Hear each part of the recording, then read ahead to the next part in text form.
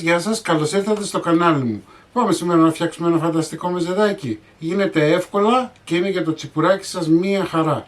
Η συνταγή αυτή μοιάζει πάρα πολύ με σπετσοφάι, αλλά δεν είναι σπετσοφάι, έτσι. Εδώ έχω 3 λουκάνικα μέτρια καρπενησίου. Θα κόψω σε κομμάτια χοντρά.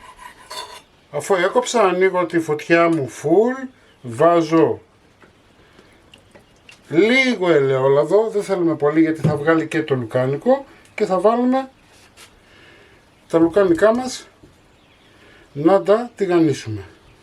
Μέχρι να γίνει αυτό, εγώ θα κόψω πιπεριές. Θέλουμε να κόψουμε τις πιπεριές σε χοντρά κομμάτια.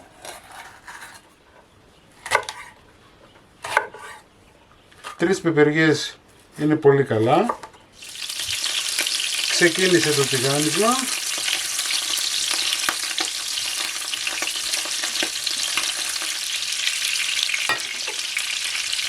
Θα κόψω και 2 κόκκινες γλυκές.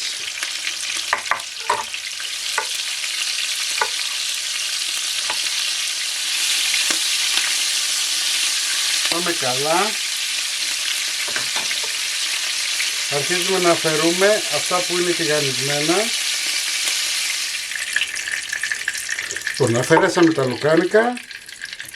Θα βάλω τώρα τις πιπεριές μέσα.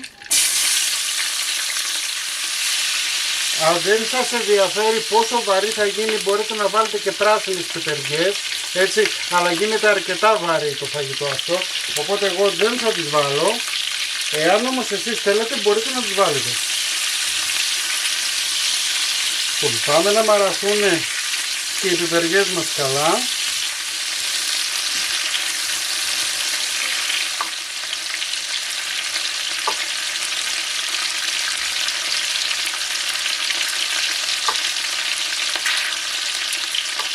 Ανακατεύω.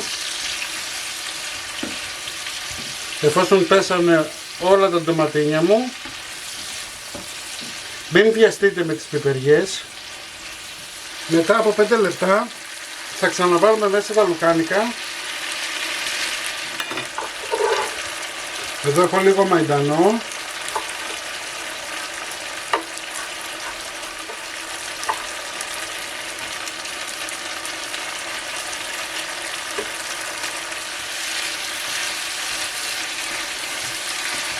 Ανακατεύω λιγάκι.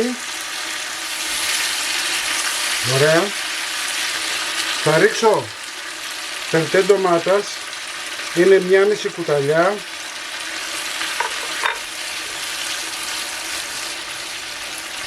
Και θα αφήσω για 1-2 λεπτά να αναδείξει τα αρώματά του ο πελτές.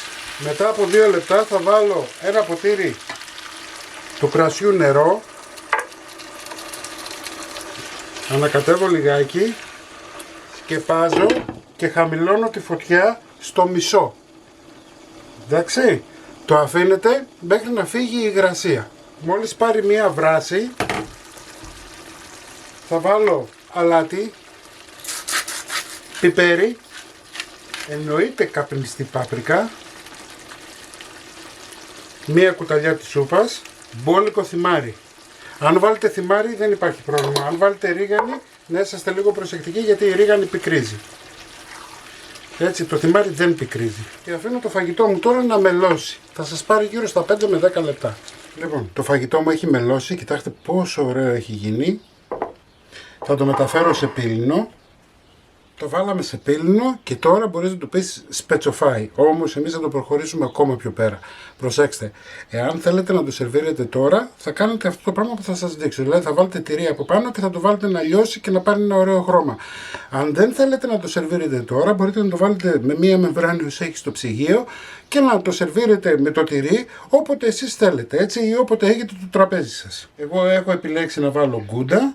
Εάν έχετε air fryer, μπορείτε να το βάλετε στο air fryer στους 200 βαθμούς μέχρι να πάρει ένα ωραίο χρώμα. Αλλιώς θα το βάλετε στο φούρνο σας πάλι στους 200 βαθμούς, υπολογίζω γύρω στο 10 λεπτό. 7 λεπτά στο air fryer μου πήρε για να έχω αυτό το αποτέλεσμα. Έτσι, σίγουρα ένα δεκάλεπτο στο φούρνο σας. Λοιπόν, σερβίρετε κατευθείαν όπως είναι ζεστό. Μην ξεχνάτε να κάνετε κοινοποίηση στα βίντεό μου και εγγραφή στο κανάλι μου είναι δωρεάν. Θα τα ξαναπούμε πάλι με ένα επόμενο βίντεο. Γεια χαρά σας.